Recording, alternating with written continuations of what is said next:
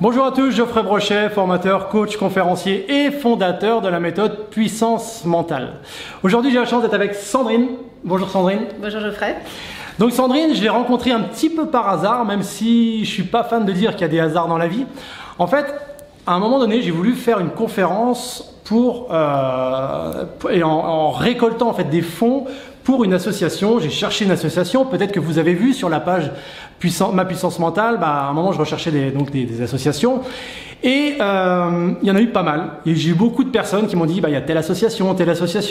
Et à un moment donné, il y a un ami qui m'a dit il y a l'association Princesse Juju, donc l'association de Sandrine. Et là, pourquoi, encore une fois, j'en sais rien. J'ai téléphoné, j'ai eu Sandrine au téléphone. Ça a tout de suite bien matché, j'ai eu une personne hyper pétillante, hyper dynamique et je me suis dit voilà, c'est l'association là que je vais choisir, si évidemment elle était d'accord, elle m'a dit oui tout de suite. Donc voilà, c'est comme ça que notre rencontre s'est faite finalement. Voilà. Tout à fait. Est-ce que tu peux te présenter en quelques mots, voilà. Voilà, donc pour me présenter rapidement, donc je suis Sandrine. Voilà, j'ai 46 ans, je suis maman de 2 enfants. Voilà, un petit garçon de 8 ans et donc j'avais une petite fille, Juliette, âgée de 13 ans, qui est partie il y a 1 an et demi des suites d'une maladie orpheline. Voilà, donc suite à tout ça, effectivement, j'ai eu le souhait de continuer mon combat, le combat de la maladie, mais pas qu'au travers de mon enfant, mais aussi au travers de tous ces enfants qui traversent cette dure épreuve de la vie. Et puis surtout aussi les parents, la fratrie qu'il ne faut pas oublier. Voilà. Ouais, parce que je rebondis justement sur quelque chose là. C'est vrai que quand je t'avais eu la première fois au téléphone, tu m'as dit Geoffrey, c'est vrai que c'est bien de faire des choses pour tout ce qui est maladie orpheline et tout. Et effectivement pour la recherche, je vais chercher le mot pour la recherche. Mais tu m'as dit, et ça pour moi ça tombait sous le sens, tu me dis mais en fait ce qui est difficile à gérer, c'est le quotidien. Que ce soit le quotidien des parents, que ce soit le quotidien des enfants. Toi, ta fille, elle n'a pas pu bénéficier des nouvelles recherches, des avancées. Donc, tu t'es dit, mais à un moment donné, c'est important aussi d'accompagner les parents. Et là, je me suis dit, mais c'est une évidence. Donc voilà, je trouve ça cool en fait. Je trouve ça vraiment courageux et c'est génial. Et en fait, pourquoi ça m'a touché ? Parce que comme je te le disais, moi j'étais un ancien enfant malade et je me rappelais que j'avais pas la possibilité que ma mère reste tous les jours avec moi à l'hôpital en fait. Et je me suis dit, d'aider comme ça des parents et des enfants, ça peut être vraiment une chose qui peut être vraiment intéressante pour tout le monde finalement. Tout à fait. D'autres choses à rajouter sur ta présentation, Sandrine ? Non, je pense qu'on rentrera un petit peu plus dans le vif du sujet par la suite. Et, en tout cas, je suis ravie aujourd'hui de t'avoir rencontré et puis de faire partie de cette association qui va pouvoir aussi t'accompagner dans le cadre de ton activité et puis de pouvoir bénéficier effectivement des dons qui vont être pour la plus grande partie, en tout cas pour ces enfants et pour ces familles. Et justement, donc là, sur la conférence que j'organise, c'est un peu spécifique puisqu'on avait dit que l'intégralité des bénéfices allait aller pour une structure de motricité à l'hôpital de Bullion, dans le 78. Exactement. C'est ça. Qui est un hôpital de pédiatrie et de rééducation donc, pour les enfants, qui va de la naissance jusqu'à 17 ans, 18 ans. Qui est un hôpital de suite, parce qu'il ne faut pas oublier qu'effectivement, c'est des hôpitaux dont on ne parle pas. Il y a les hôpitaux pédiatriques qu'on connaît, de Renon, Necker, Trousseau, Debré, etc. Mais il faut savoir que les enfants qui ont des lourdes pathologies, des enfants qui ont des accidents de la vie, des accidents domestiques, je vais prendre le cas des enfants brûlés, qui vont par la suite être dans des hôpitaux comme Bullion pour leur suivi médical, qui est du long terme. Et qui sont des structures qui ont peu de moyens financiers. Et c'est pour la raison pour laquelle nous, aujourd'hui, en tant qu'association, on veut vraiment aider et être à l'écoute des éducateurs dans les besoins des enfants pour les accompagner du mieux possible dans la guérison, la prise en charge de l'enfant. Voilà, donc du projet concret, effectivement, on a le souhait de leur offrir une structure de motricité qui aujourd'hui est vétuste. Donc, oui, j'ai vu les photos, les photos sont visibles sur la page Facebook. Sur ta page Facebook, Princesse Juju. Parce que c'est vrai que nous, aujourd'hui, notre objectif aussi en tant qu'association, c'est de montrer à chacun qui s'investit, qui fait des dons, à quoi servent finalement ces dons. Donc on est dans des choses concrètes. parce que c'est important que vous, donateurs, sachiez où va votre argent. C'est ça. Oui. C'est un petit peu c'est un peu obscur. Ce qui est un petit peu obscur et compliqué parce que les gens, il y a beaucoup d'associations aujourd'hui. Et on a envie de faire confiance. C'est ça. Et pour donner, il faut montrer, il faut prouver que l'argent investi en fait est vraiment dans la cause pour laquelle on. Et j'en profite que tu me dises ça justement pour préciser que lorsque on aura récolté tous ces bénéfices suite à la conférence, mais on verra parce qu'on fera peut-être aussi d'autres choses par la suite. Je pense que c'est que le début.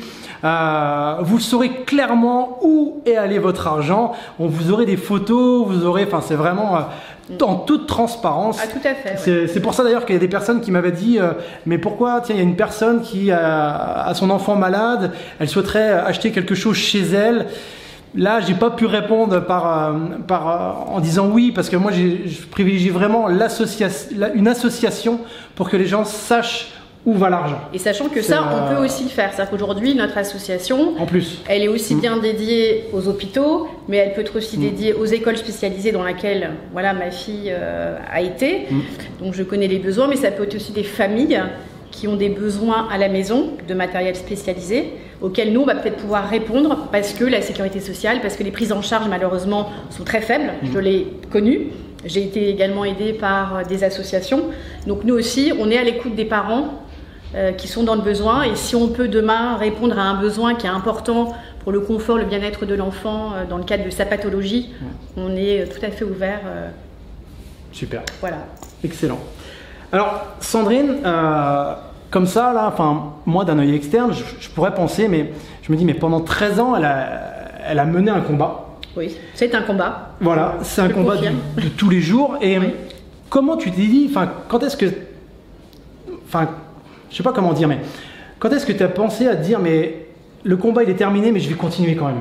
Parce que je pense. Alors le combat il n'est pas terminé, c'est-à-dire qu'en fait le combat il a démarré, je dirais à la naissance de Juliette. Donc pour reprendre un petit peu quand même le contexte pour que les gens comprennent bien. Donc voilà, Juliette est une petite fille qui est née tout à fait normale, si on peut appeler normalité quand un enfant est en pleine santé, et qui au bout d'une semaine de vie a commencé à avoir des troubles neurologiques inquiétants, et qui suite à ça donc a subi des hospitalisations dans les hôpitaux et notamment à Necker, au cours desquels en fait les médecins m'ont dit que Juliette avait des problèmes, mais qui sont des problèmes graves. On ne sait pas encore quoi, mais en tous les cas ça va être quelque chose de compliqué, de dur. Donc on est déjà tout de suite mis, je dirais, dans le combat finalement. Bon, on est sur notre planète, bien évidemment, parce qu'on n'est pas préparé à ça. Comme toute famille, on idéalise toujours son enfant, la vie d'un enfant, et puis quand on annonce la maladie, quelle qu'elle soit, c'est ce qu'on appelle le séisme, parce qu'il est brutal et que malheureusement on le subit, on n'a pas le choix. Donc ce combat il commence tout de suite. Et que moi, mon combat était de me dire. Tu n'es pas préparé, je veux dire, c'est pas comme. Il n'y a pas eu de préparation. Il n'y a aucune préparation mentale, psychologique, tout ce qu'on veut. Ça arrive comme ça. Ça arrive comme ça, et c'est notre enfant, donc on se dit que de toute manière, on va tout faire pour s'en sortir, parce qu'on y croit. C'est-à-dire qu'en fait, moi, j'étais pas dans le fatalisme, c'est-à-dire que je me suis dit, ok, il se passe quelque chose, quoi, on ne sait pas. Mais on va tout faire pour qu'en tous les cas, elle aille de mieux en mieux tous les jours. Et on va être, je dirais, dans l'attente et vivre le jour le jour. C'est là que c'est intéressant. Les gens qui me suivent sur la page, je le dis souvent, chercher, même quand c'est la galère, chercher des petits trucs positifs. C'est ça. Et vraiment être orienté vers la solution. Garder l'espoir. Voilà, l'espoir. Garder l'espoir, même si... je dirais, la finalité on la connaît pas toujours, même si on est dans de la gravité, il faut toujours se dire qu'on peut avoir du mieux dans le pire, puisque moi c'est ce que j'ai un petit peu connu, puisqu'en fait l'annonce a été brutale aussi par les médecins, qui ont été quand même plutôt très alarmants, et là on pourrait s'écrouler et se dire bon ben voilà c'est fini, je veux dire c'est... Et abandonner quelque part, parce que malheureusement c'est ce qui peut aussi se passer dans certaines familles, des familles qui n'acceptent pas et qui je peux le comprendre aussi, parce que la maladie elle est compliquée, et notamment la maladie inconnue, la maladie qui va engendrer des problèmes de motricité, des problèmes cognitifs. On est dans l'inconnu. On ne sait pas comment les choses vont évoluer, donc il y a des gens qui prennent peur, qui prennent la fuite. Moi, ça a été tout l'inverse. Toi, c'est l'inverse, tu as vraiment décidé d'aller de l'avant. Moi, j'ai décidé de m'investir, d'aller de l'avant, de croire en la vie malgré tout. Et puis de me dire que on va se battre, on va y arriver, quelle qu'en soit la finalité, on va y arriver. Donc en fait, j'ai œuvré toutes ces années avec Juliette, qui aussi m'a rendu aussi tout ça, parce qu'il ne faut pas oublier que le combat, c'est pas le mien, c'était le combat de Juliette. Un peu une équipe quand même. On était une équipe, toutes les deux, voilà. Très fusionnelle et... Super. Voilà. Et donc là, ce que je disais, c'est à son décès, tu as quand même décidé de continuer. Tout à fait. Finalement, j'ai envie de dire cette aventure. Enfin, voilà, parce que c'est déjà un vide total. C'est-à-dire qu'en fait, quand on a 13 années, alors déjà avoir des enfants, c'est...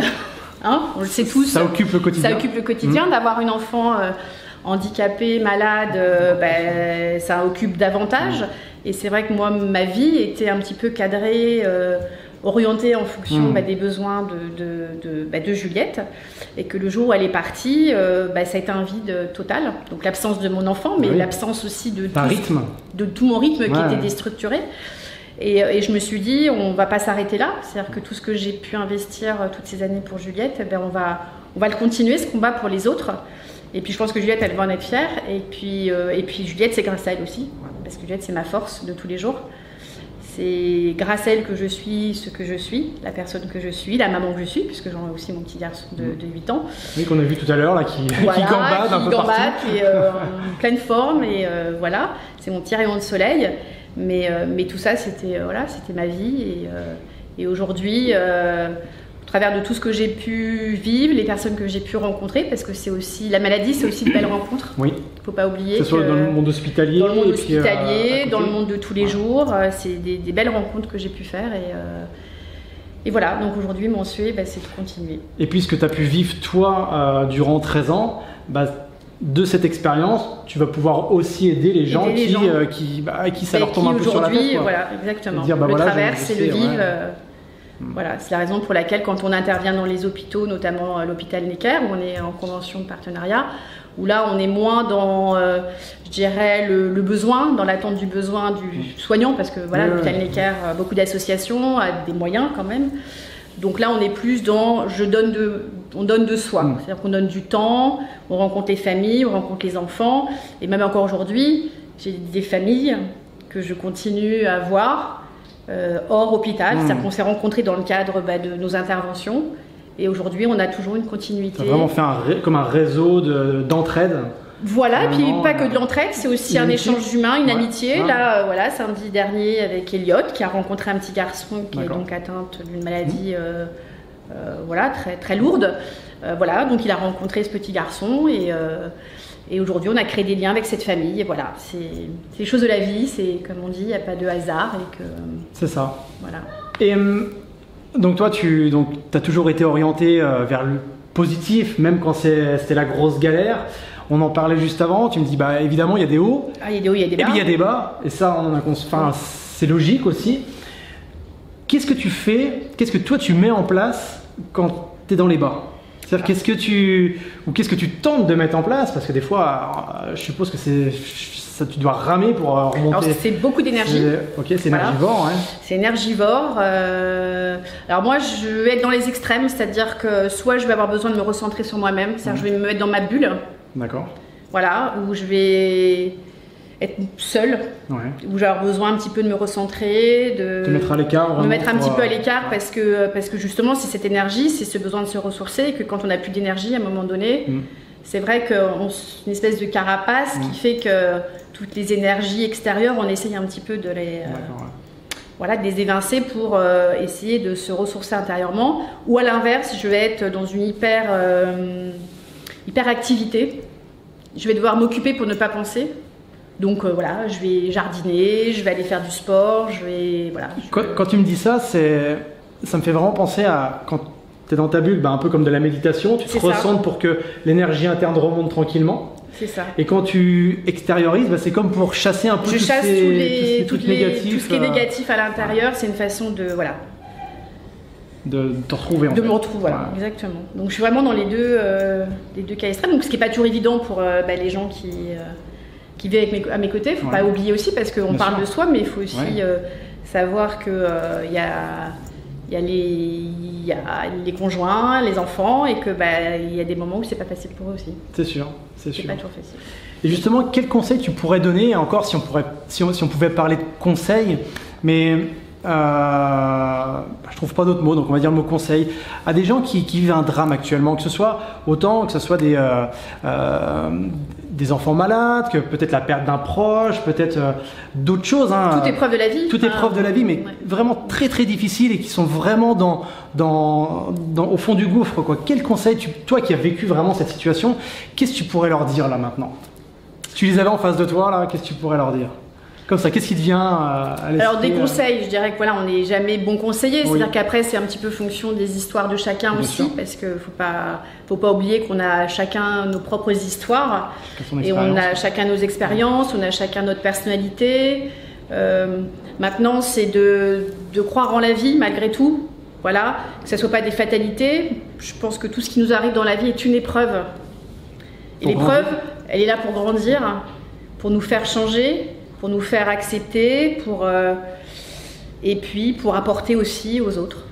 Donc là, c'est intéressant ce que tu nous dis, parce que finalement, ça t'apporte à toi, mais aussi tu peux contribuer aux autres. C'est un peu ce que tu fais actuellement avec l'association, c'est parce que toi finalement, de contribuer comme ça, j'aime le dire, contribuer à un monde meilleur finalement. Exactement. Ça te nourrit aussi intérieurement, et tu me le disais tout à l'heure, si tu avais la possibilité même de faire ça tout le temps, tu le ferais, parce que ça te nourrit pleinement. Exactement. Ouais. Et c'est un peu ma thérapie finalement. Oui. C'est une forme de thérapie.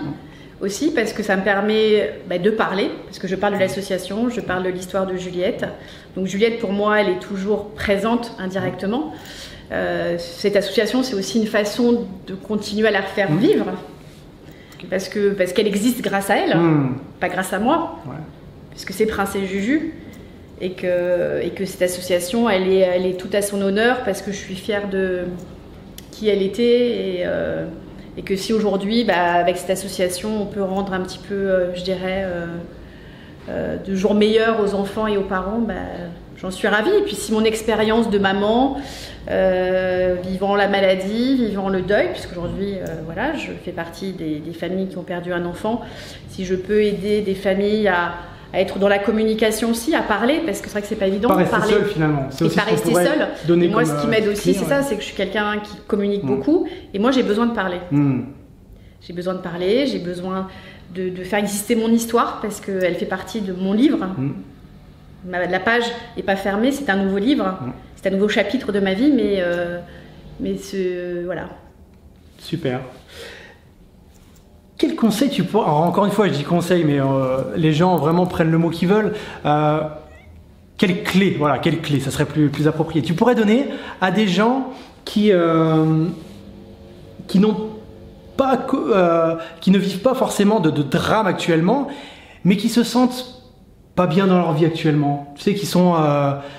ils stressent pour un rien.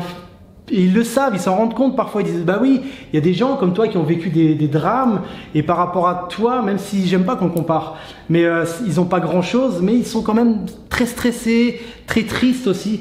Qu'est-ce qu'on pourrait leur dire à ces gens-là comme ça? Qu'est-ce que je pourrais leur dire? Si tu avais face à toi, voilà, cette personne qui... Déjà se poser un petit peu les bonnes questions. Déjà, c'est de se dire pourquoi je vais pas bien, c'est un petit peu refaire un déroulé de sa vie, c'est de se dire voilà, qu'est-ce que j'ai fait de ma vie avant, qu'est-ce que je suis devenue aujourd'hui, qu'est-ce que j'ai envie de faire demain, pourquoi je vais pas bien, si c'est juste une question de perception de l'instant, c'est peut-être se dire bon écoute, aujourd'hui je suis en pleine santé, j'ai une vie professionnelle, j'ai une vie de famille ou pas, peu importe, mais quelles sont les choses positives? Encore une fois, c'est trouver ces petits... C'est trouver ces petits moments, ces petites choses qui sont en positif, et essayer de faire en sorte que la balance, en fait... De les faire grandir. Et inverser, en fait, Super. Mais après, j'ai pas la clé. Non, chacun, mais déjà ça, c'est énorme, en fait. J'ai pas la clé, mais je pense qu'après, c'est à chacun de travailler sur soi, et il faut pas hésiter à se faire aider aussi, surtout. Ouais. Voilà, je pense que c'est ça aussi parce que on n'est pas tous en capacité de s'auto-aider et je pense qu'il faut s'ouvrir aussi aux autres et ne pas avoir peur de parler de soi, de demander de l'aide, se livrer, de demander de l'aide. Ouais. Parce que même aujourd'hui, je suis accompagnée dans mon deuil par quelqu'un. Enfin, je veux dire, c'est ce qui t'aide finalement ce qui m'aide aussi, au quotidien à aller mieux. Ça, c'est important. Et donc pour terminer cette interview, Sandrine, est-ce que tu pourrais nous parler des actions de ton association? Qui peut venir t'aider? Qui peut venir te voir pour, Tout le monde peut venir me voir. On est ouvert à toute personne qui a envie de s'investir dans notre association. Donc sachant, voilà, pour reprendre un petit peu l'historique, l'association a 1 an et demi. C'est une association que j'ai fondée après le décès de Juliette. Puisque quand elle était encore avec nous, j'avais pas cette volonté-là, c'est-à-dire que j'avais déjà beaucoup de choses à voir, à penser, à gérer, et j'avais pas envie d'être dans un contexte malade. C'est-à-dire j'avais envie un petit peu de me décrocher, me détacher un petit peu de cet aspect-là. Et il est vrai que quand Juliette est partie, la première chose que je me suis dite, et puis je pense que je l'ai pensé très fort, c'était de me dire je vais m'occuper des autres et je pense qu'il y a tellement d'enfants qui ont besoin de nous au quotidien que je peux pas m'arrêter là. C'est-à-dire que Juliette est partie, mais non, elle est encore là au travers des autres, c'est pas pour rien. Et voilà. Donc en fait, il s'est passé que forcément, moi, ma volonté a été de collaborer déjà sur des établissements où Juliette est allée. Donc l'hôpital Necker, dans le service de réanimation médico-chirurgicale, où elle a passé 5 mois. C'est vrai que j'ai créé des liens avec les soignants. Il y a une histoire, c'est mon histoire aussi. Donc c'est vrai que j'ai rencontré le chef de service. Je suis exposée donc mon souhait de monter cette association et s'il était prêt à nous suivre. Et bien évidemment qu'il a dit oui tout de suite. Donc il a fallu du temps parce que c'est une structure publique. Donc il a fallu quasiment 1 an avant d'obtenir la convention de partenariat. Donc la première action qu'on a montée sur Necker, c'était la période de Noël. D'accord. Donc on a offert toute la décoration du service. Parce que c'est un service qui n'avait pas d'association, qui était décoré par les soignants. Mais comme ils peuvent. Et nous, aujourd'hui, c'était de se dire, passer Noël à Necker, c'est de passer aussi comme si on était à la maison. Donc voilà, on a décidé d'offrir en tous les cas la décoration. On est allé aussi avec les équipes Princesse Juju décorer le service. Il y a une photo d'ailleurs sur... Il y a une photo, voilà, vous retrouvez sur notre page Facebook. Sur la page. Voilà, association Princesse Juju, toutes nos actions, puisque comme vous l'a dit, on est très transparent. Et puis on est également intervenu avec nos ambassadeurs, puisqu'on a la chance d'avoir Valérie Fignon en tant que marraine de l'association, donc qui est la femme de l'ex-cycliste champion Laurent Fignon. On a également Marinette Pichon, qui est donc ancienne footballeuse, équipe de France, meilleure buteuse. Donc on est beaucoup dans le milieu du sport. Voilà, qui est ambassadrice. On a également Magali Ripoll, qui est la chanteuse de Nagui, l'émission N'oubliez pas les paroles, pour ceux qui connaissent.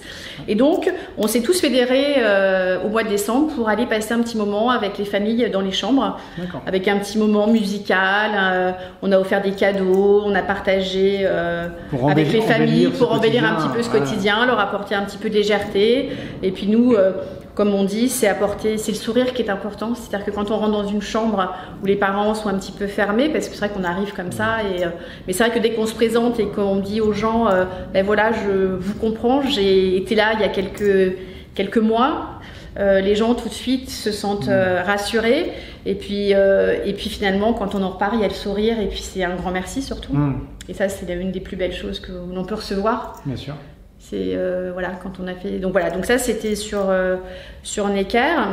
Je suis également en train d'écrire un livre sur l'histoire de Juliette. J'allais te poser la question justement. Voilà, je suis dans l'écriture qui est compliquée parce que c'est me replonger dans ces mois compliqués, puisque l'objectif c'est pas d'écrire toute la vie de Juliette pour le moment, mais c'est d'écrire la vie de Juliette en réanimation pour permettre justement aux familles qui sont dans le service de réanimation, parce que c'est un service qui est quand même très lourd et très compliqué et très peu de gens finalement le côtoient, et je souhaite à personne de le côtoyer. Et c'est peut-être de se dire qu'au travers de ce livre qui va relater un petit peu tout ce que j'ai vécu avec les émotions, les sentiments, c'est surtout ça, c'est pas forcément parler de Juliette, mais c'est parler de nous en tant que parents, en tant qu'accompagnants. C'est aussi les frères, enfin le frère et sœurs.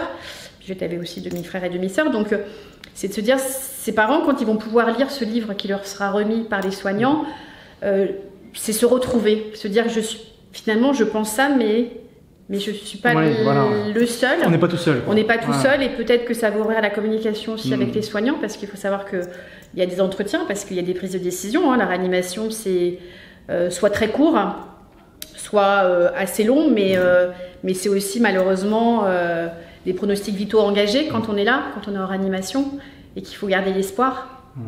Parce que moi, je l'ai gardé malgré tout, même si on m'a accompagnée dans le soin palliatif, parce que moi, j'ai connu le soin palliatif et l'annonce d'un projet de vie. C'est-à-dire que nous, on a mis en place un projet de vie avec Juliette.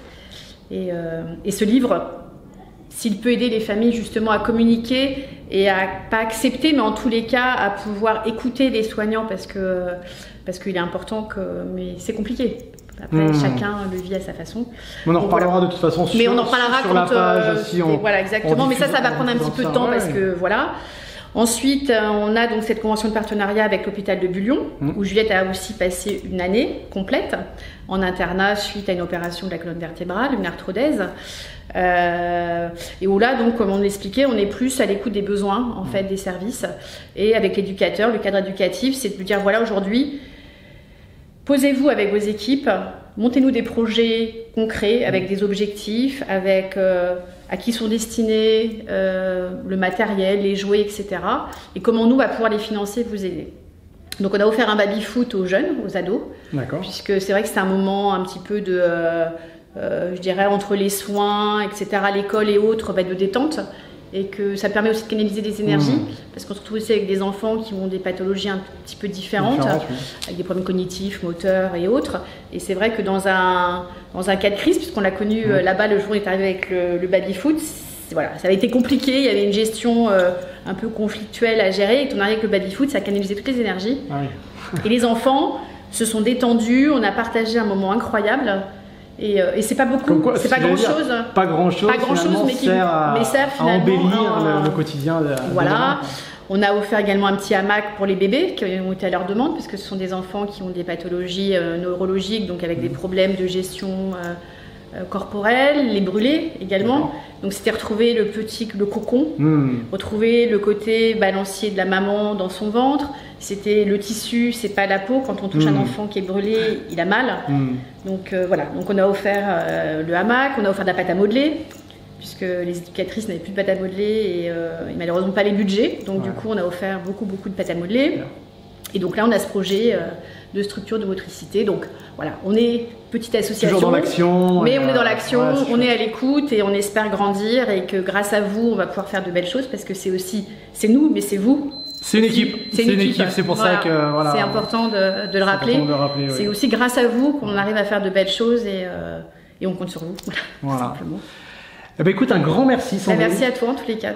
Et j'espère vraiment que cette histoire va vraiment vous inspirer et vous dire que même si vous vivez des choses qui parfois dans la vie de tous les jours sont compliquées, ça s'arrête pas là et vous pouvez encore inspirer d'autres personnes comme le fait actuellement Sandrine en écrivant un livre, en participant à son association. Bref, la vie continue. Un grand merci à toi. Merci beaucoup. Et prenez soin de vous et je vous dis à bientôt, j'espère. À bientôt, ouais, bien sûr. Princesse Juju. Princesse Juju. La page Facebook. Il y a un site aussi. Association Princesse Juju. Il y a un site aussi. Il y a un site internet www.princessejuju.fr. Il y a un compte Instagram. Allez-y, likez, partagez un maximum. D'ailleurs, cette interview, si vous pouvez le partager un maximum, que les gens puissent connaître déjà cette association. Et puis aussi... vous avez des familles dans le besoin, des amis, etc. On est à votre écoute et ouvert. Voilà, c'est super. Rendons la vie meilleure. Impeccable. Merci Sandrine. Merci, à bientôt. Merci à vous. Ciao, ciao. Bye bye. Bonne journée.